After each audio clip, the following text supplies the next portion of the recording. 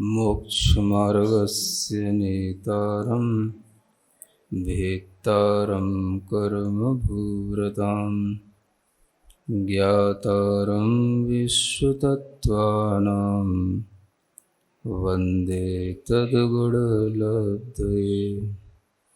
देवादिदेव आदिम तीर्थंकर श्री ऋषभनाथ भगवान की, वर्तमान शासन नायक श्री वर्धमान महावीर भगवान की, परम पूज्य आचार्य गुरुवर श्री विद्यासागर जी महाराज जी की। आज 7वां अध्याय प्रारंभ होता है। पिछले 6वें अध्याय में भावों का विशेष रूप से वर्णन था और तत्व की भाषा में कहें तो आश्रव तत्व का वर्णन था। किन भावों से कौन से कर्मों का आश्रव होता है यह बताया गया था। जीव, अजीव और आश्रव तत्व का वर्णन एक तरह से आप लोग सुन चुके हैं। आश्रव के साथ ही यहाँ से एक नया वर्णन प्रारंभ होता है जिसे हम संवर तत्व का वर्णन कह सकते हैं। संवर का मतलब है कर्मों का रुकना। कर्मों का आश्रव होने के कई कारण बताए गए और उन आश्रवों में दो तरह के आश्रव भी बताए गए। एक शुभ आश्रव होता है, एक अशुभ आश्रव होता है। शुभ आश्रव पुण्य के लिए है, अशुभ पाप के लिए है, ये भी बताया गया।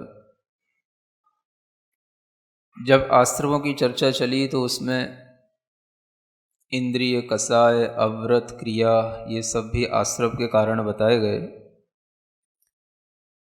और आश्रव के इन सब कारणों में मुख्य रूप से जो भी आश्रव हैं वो सभी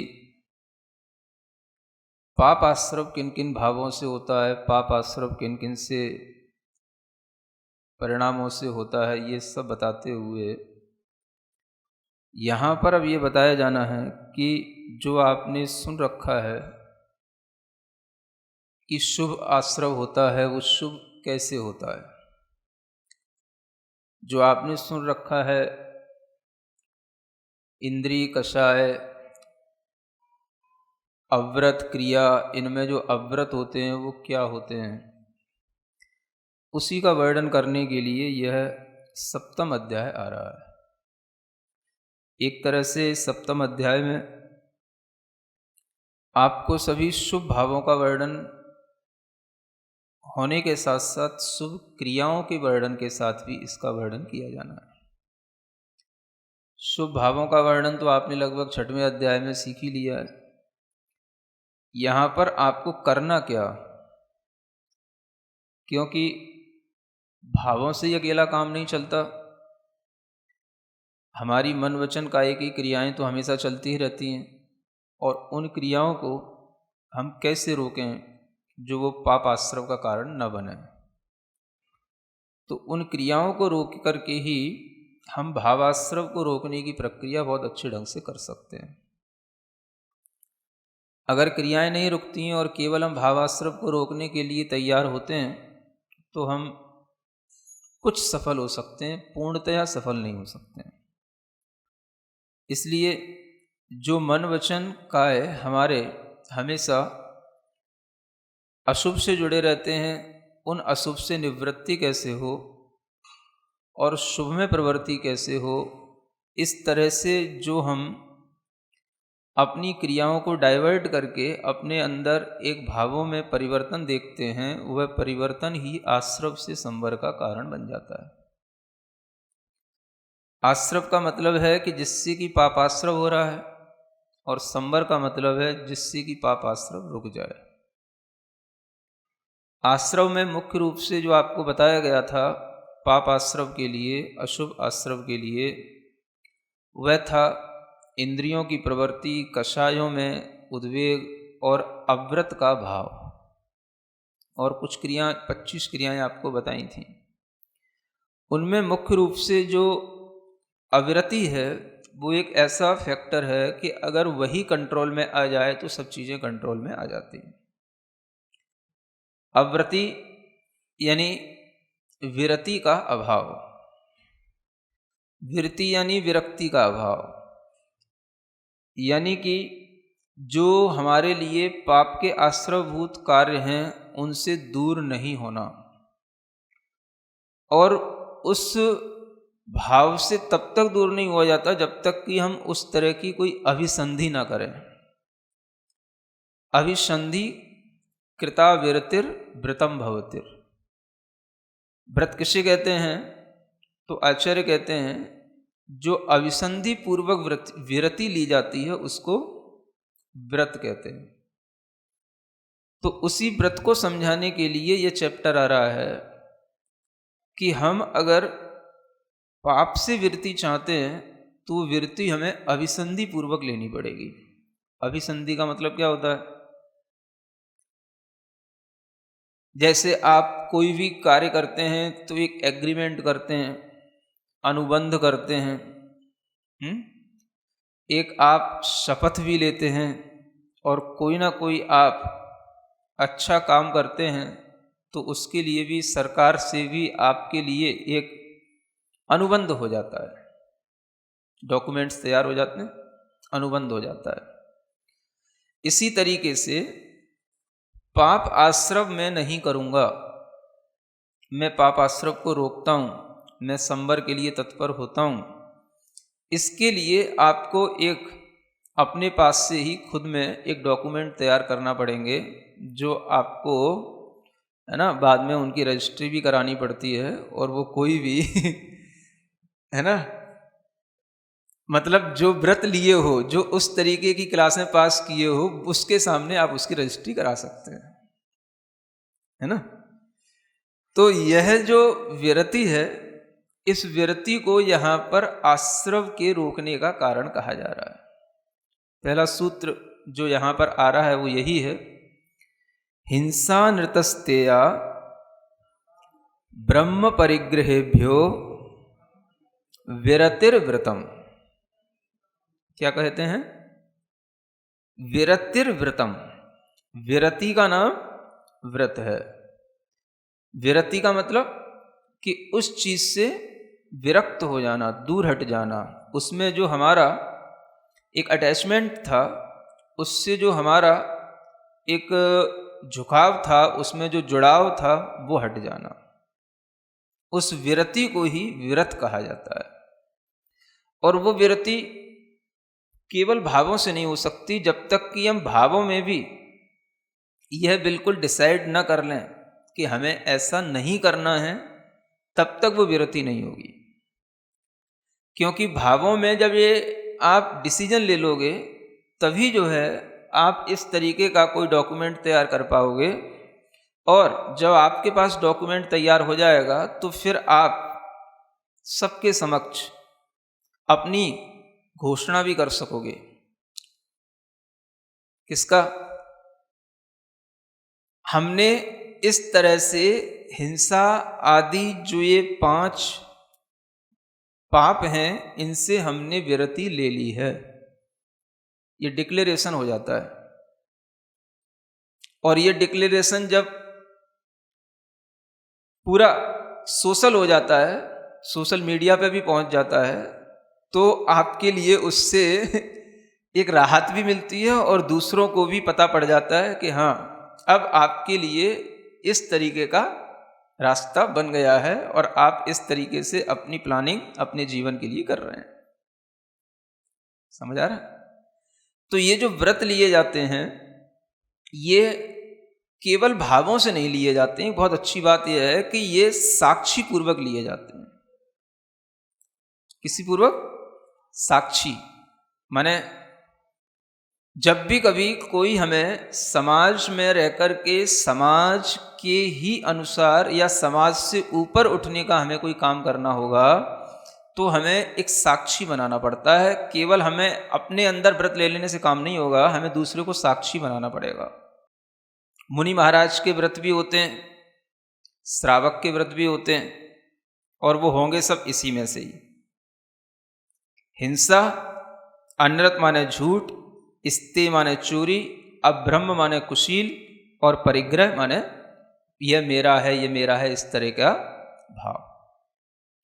इन पांचों से विरति होने पर व्रत आता है, तो वह व्रत जो है साक्षी भाव पूर्वक लिया जाता है। और उस व्रत में भी साक्षी कौन कौन बन जाते हैं? अपसख्यम, परसख्यम। मेरी आत्मा सबसे पहले साक्षी है, और जो दूसरे लोग हैं हमारे सामने वो भी सब साक्षी हैं। समझ आ रहा है? देवता सख्यम, देवता भी उसके साक्षी होते हैं। गुरु सख्यम, गुरु उसके साक्षी होते हैं। ये सब साक्षी होने चाहिए। ये सब साक्षी होंगे तो आपके ऊपर जो मोहर लग जाएगी उससे फिर आप कभी भी पीछे नहीं हटेंगे।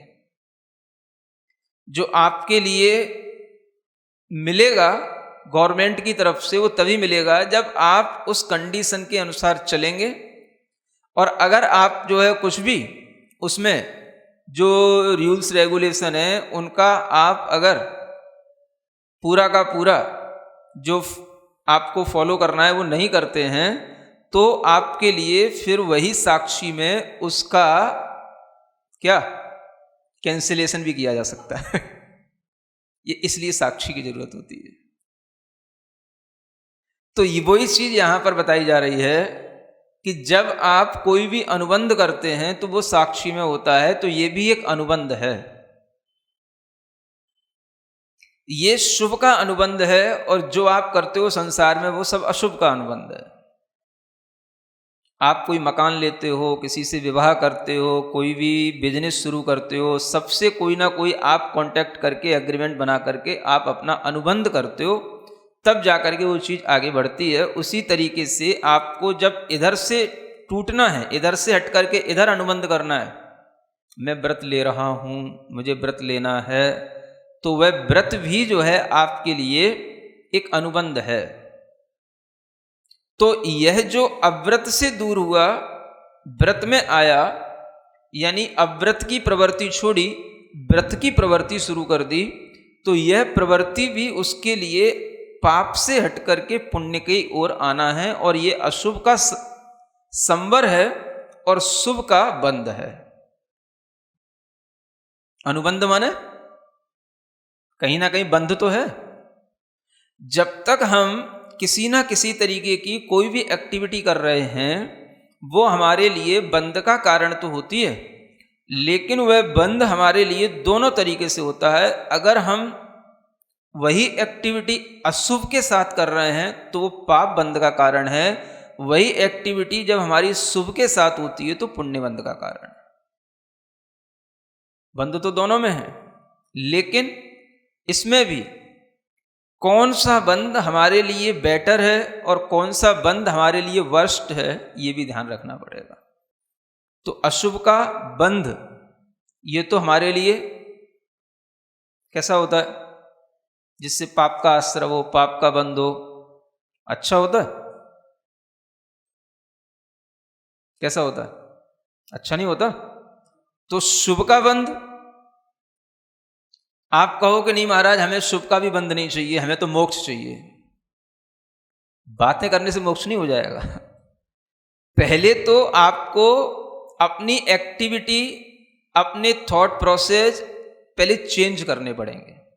और चेंज करने का मतलब ये है कि जो आपके अंदर इनऑस्पिशियस जो एक्टिविटी चल रही थी उसको पहले ऑस्पिशियस एक्टिविटी में लाओ।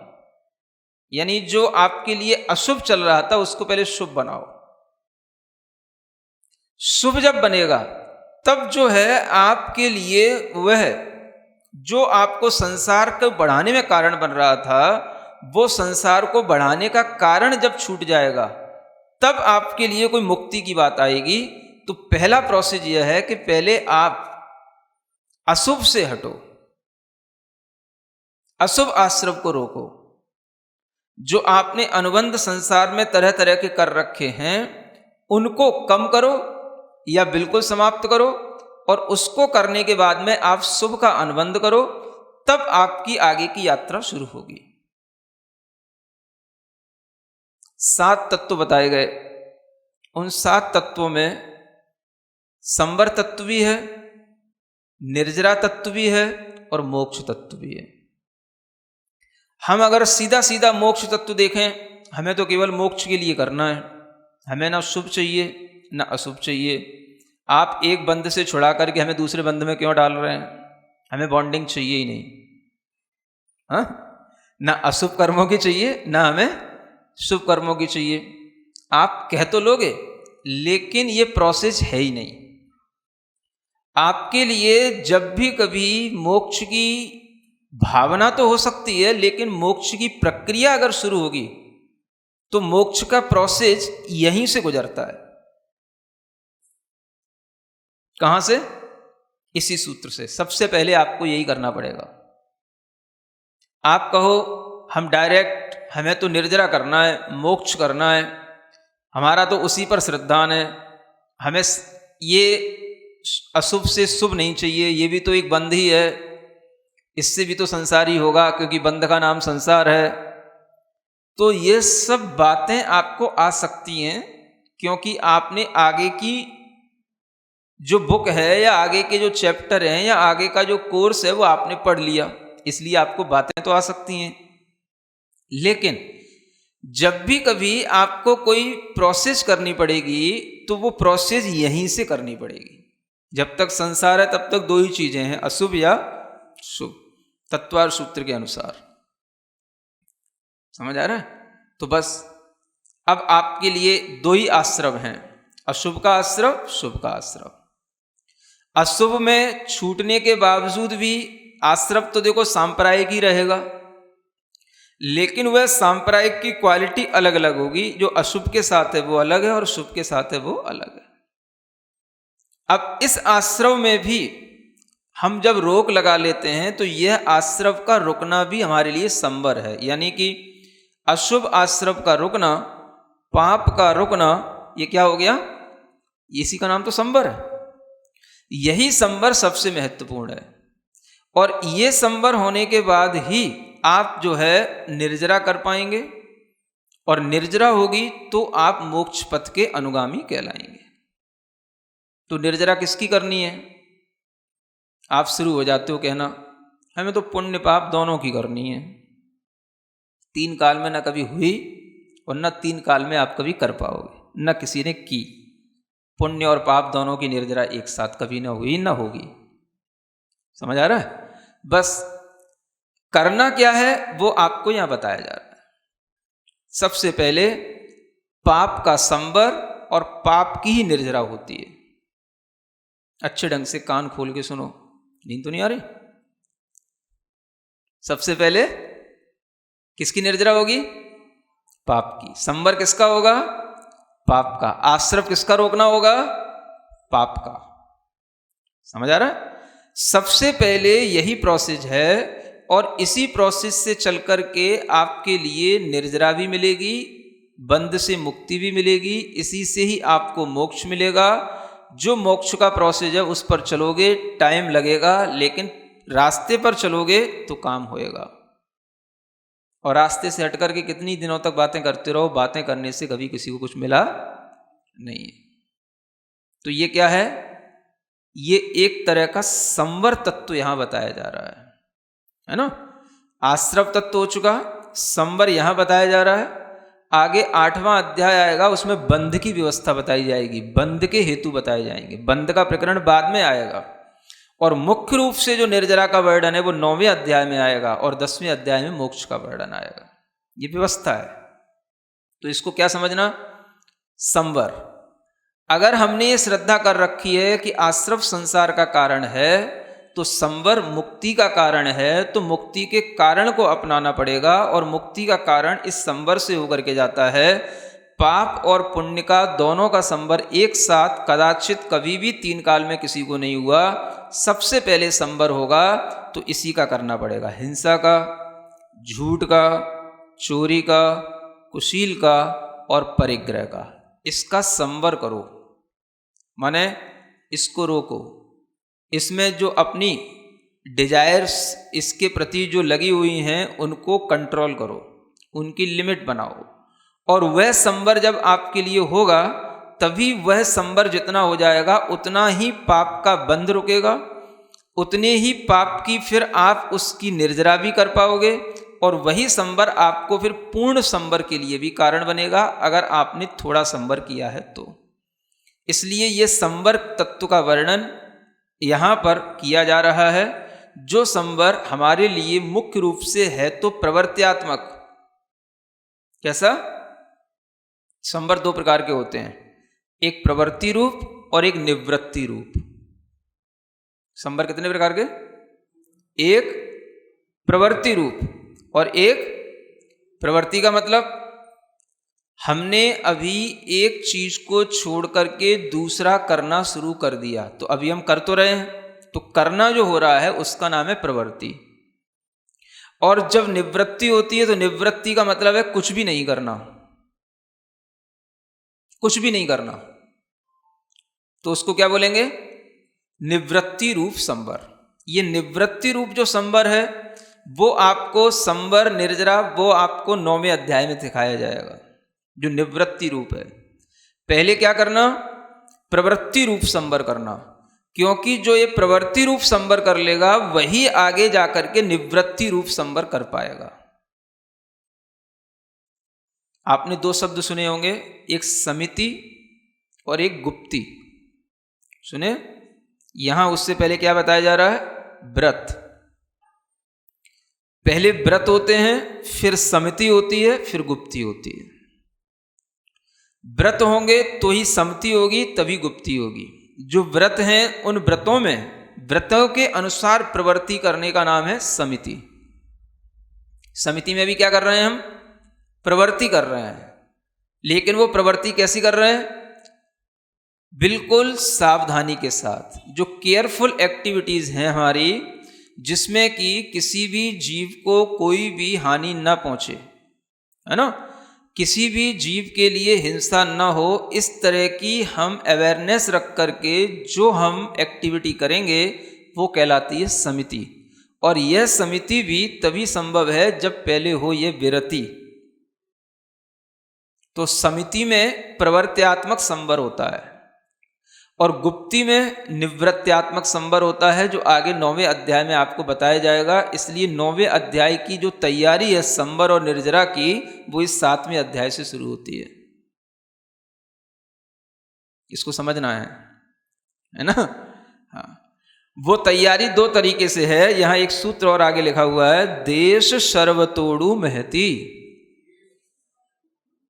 ये दो तरीके की तैयारी है। देश माने थोड़ा, एक देश। सर्वतः माने सब ओर से, पूरा। अगर देश थोड़ी तैयारी की है तो वह अणु रूप में विरति कहलाएगी, अणुव्रत कहलाएंगे। और पूर्ण रूप से तैयारी कर ली है तो वह महती माने महाव्रत कहलाएंगे, महाविरति कहलाएगी। ये दो तरीके की विरतियां होती हैं। थोड़े की हिम्मत हो तो थोड़ा करना, पूरे की हिम्मत हो तो पूरा करना।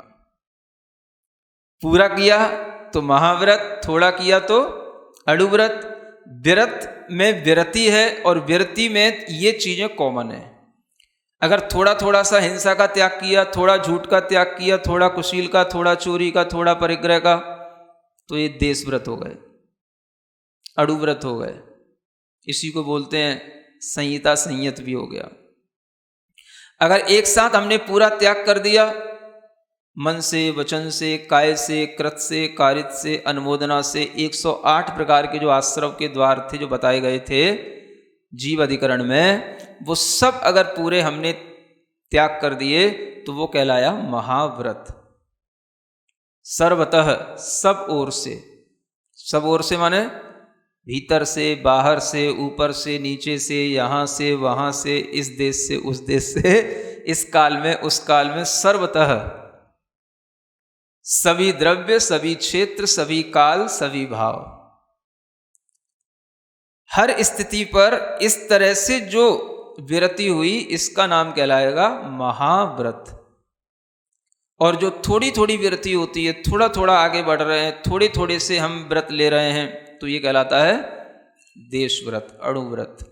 तो आचार्य कहते हैं संवर करने के लिए आपको विरति अपनानी पड़ेगी, और विरति करने का मतलब आप केवल भावों से काम नहीं चला पाएंगे, जो आपने 6वें अध्याय में सुन लिया, भैया भाव ही कर लो तीर्थंकर बनने जाएंगे। समझ आ रहा है? आपने महाराज उस दिन तो यही कहा था, भाव ही कर लो, भाव से तीर्थंकर प्रकृति का बंद हो जाएगा। हो तो जाएगा, लेकिन उस भाव में भी जो विशुद्धि आएगी, वो विशुद्धि भी आपके लिए इन्हीं विरति के माध्यम से आएगी। विरति से विरति क्या होती है? समझ आ रहा है? नियम नहीं लेने का नियम, ये भी एक नियम है ना। है? हाँ, मतलब चारित्र नहीं धारण करने का संकल्प।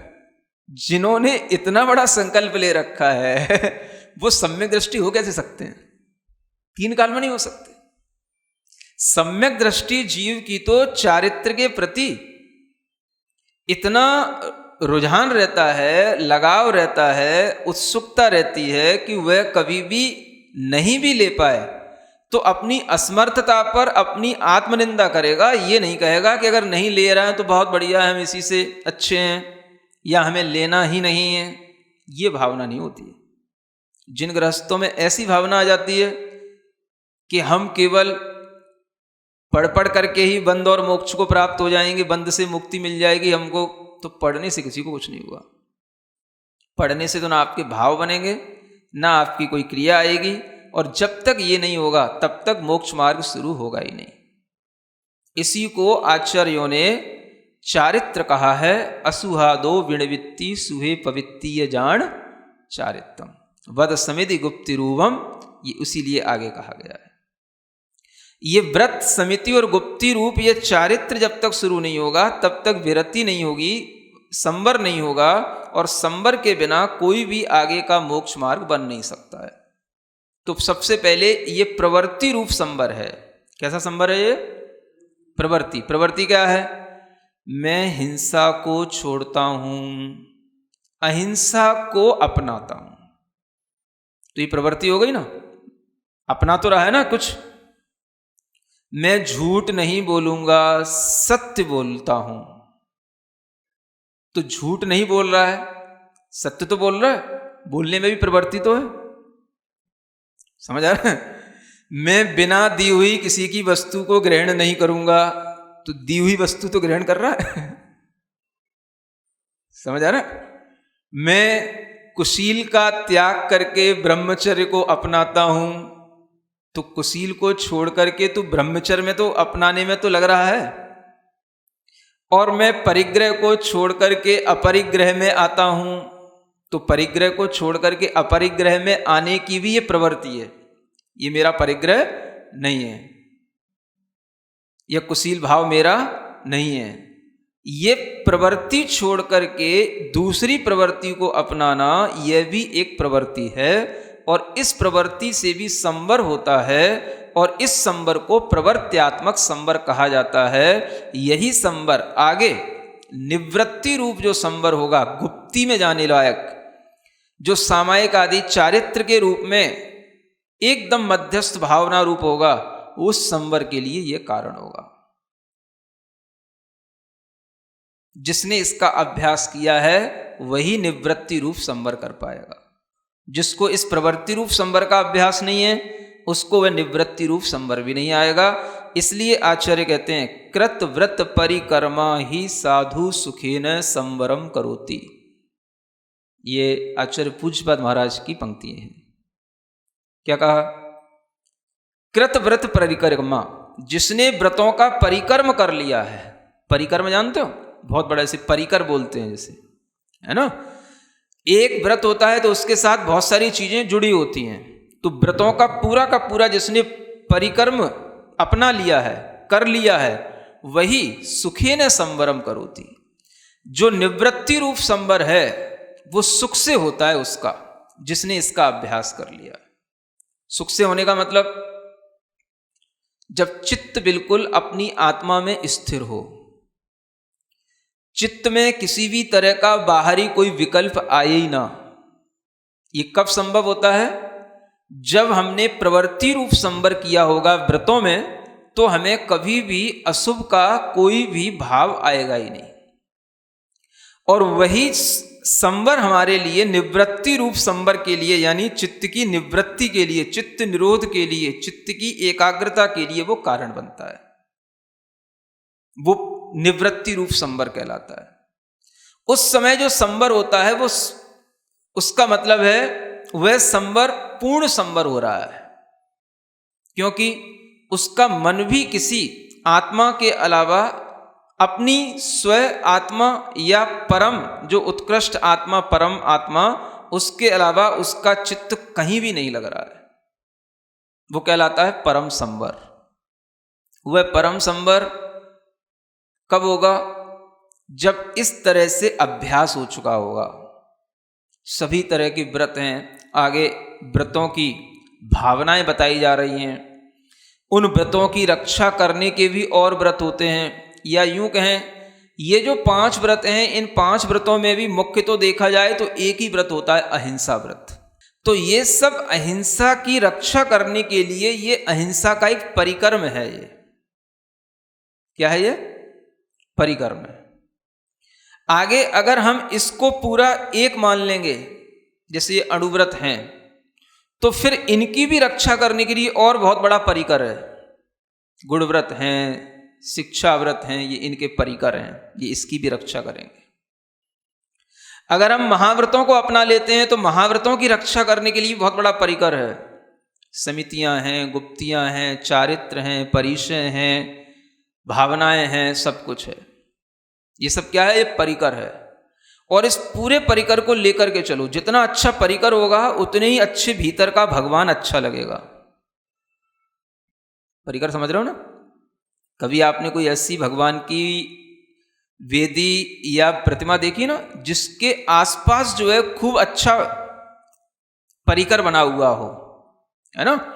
मतलब कि एक भगवान तो बीचों बीच में बैठे हैं। और कभी आपने देखा होगा कुछ पुरानी मूर्तियों में जो साइड से 24 बनी हुई है, ऊपर दुंदुभी बज रही है, इधर यक्ष यक्षिणी खड़े हैं, ऊपर छत्र लगे हैं, पूरा परिकर जो है एक बहुत भरा भरा सा दिखाई देता है, और उसके बीच में आपको भगवान दिखाई दे रहे हैं। समझ में आ रहा है? बहुत जगह मिलते हैं। इसी तरीके से ये व्रतों का परिक्रम, भीतर का भी और बाहर का भी, ये दोनों जो अपनाता है, तब उसके लिए अपनी भगवान आत्मा अच्छी ढंग से दिखाई देती है। सुन रहे हो? भगवान आत्मा हाँ, भगवान आत्मा हो। भगवान आत्मा का मतलब क्या है? तुम्हारी आत्मा में भी भगवान है, लेकिन वह भगवान तुम्हें तब दिखाई देगा जब आप इस तरह की प्रक्रिया को अपनाओगे, जहां परिकर ही नहीं है, कोई व्रत ही नहीं है, केवल पाषाण ही पाषाण है, और उसमें आप कहते रहो ये भगवान है, ये भगवान है। भगवान आत्मा सुन रहा है कि नहीं? है? तुम भी करने लगे तो हाँ हाँ बिल्कुल सही, बिल्कुल सही सुन रहे। तो क्या हो जाएगा उससे?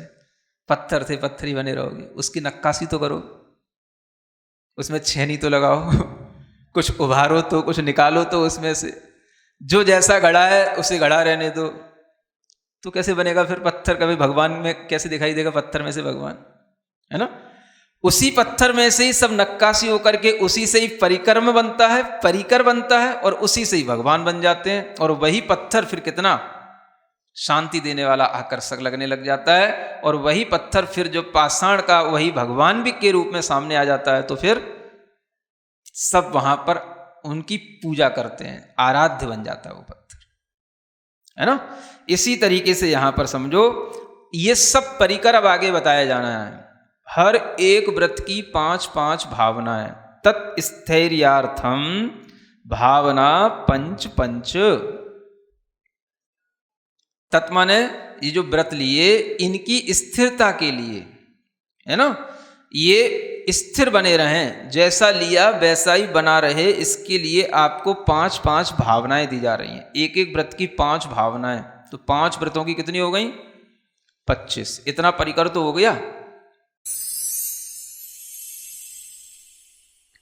सिरिजिणवाणी जग कल्याणी जग जन मदतम मोहरी जणमण हारी गढ़हर हारी जम जरा भव रोग हरि तिथ्य राणम दिव्य झुणिम जो पड़ई सुणई मय्ये धारई राणम सौख मणंतम धरिय सासद मोक्ष पदम पावई सासद मोक्ष पदम पावई।